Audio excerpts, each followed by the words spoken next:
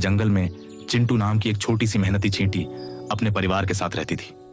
चिंटू बचपन से ही समझदार थी और हर काम में आगे रहती थी। लेकिन जैसे जैसे वो बड़ी हुई, उसके मन में एक अजीब सी जलन पैदा हो गई। जब वह मोर को नाचते देखती तो कहती, देखो उसकी सुंदरता, सब उसकी तरफ देखते हैं, मेरी तरफ कोई क्यों नहीं देखता। तितली को उड़ते हुए देखती तो सोचती, काश मैं भी पंखों से उड़ सकती, मुझे तो जमीन पर ही रेंगते रहना पड़ता है। यहां तक कि वो गिलहरी से भी जलने लगी थी, जो पलक झपकते ही एक पेड़ से दूसरे पर छलांग लगा लेती। धीरे धीरे चिंटू का ध्यान अपने काम से हटने लगा। जहां पहले वो सबसे पहले खाना इकट्ठा करती थी, अब पीछे रह जाती थी। उसके साथी उससे पूछते, तू इतनी उदास क्यों रहती है? लेकिन चिंटू बस मुस्कुराकर चुप हो जाती। एक दिन जंगल में तेज आंधी और मूसलधार बारिश आई। पेड़ टूट गए, नाले उफान पर आ गए और कई जानवरों के घर उजड़ गए।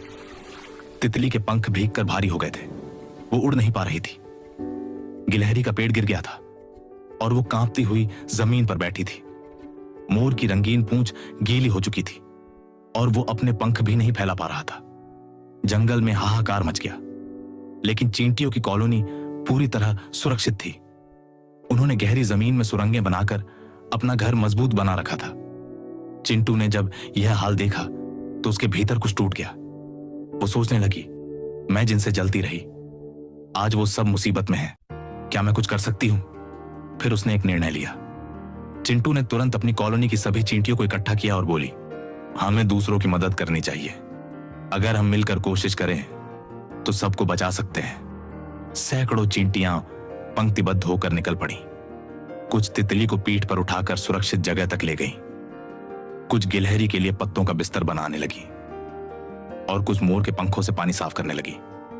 जंगल के जानवर यह देखकर हैरान थे कि इतनी छोटी जीव भी इतने बड़े दिल की मालिक हो सकती है। जब बारिश थमी और सूरज निकला तो तितली, मोर और गिलहरी सबने चिंटू का धन्यवाद किया। मोर ने कहा, तेरी जैसी सुंदरता मैंने आज तक नहीं देखी। गिलहरी बोली, आज मुझे समझ में आया कि असली ताकत दिखावे में नहीं, सेवा में होती है। और तितली मुस्कुराकर बोली, तू न उड़ सकती है, न चमकती है, लेकिन तूने हमें बचाया है, तू सबसे ऊपर है। उस दिन चिंटू ने पहली बार खुद पर गर्व महसूस किया। उसने जाना कि वो जितनी दिखती है उससे कहीं ज्यादा कीमती है। अब वह दूसरों से जलना छोड़ चुकी थी। वो जान चुकी थी कि हर जीव की अपनी भूमिका होती है और अगर हम अपनी ताकत को पहचाने तो हम दूसरों की जिंदगी बदल सकते हैं।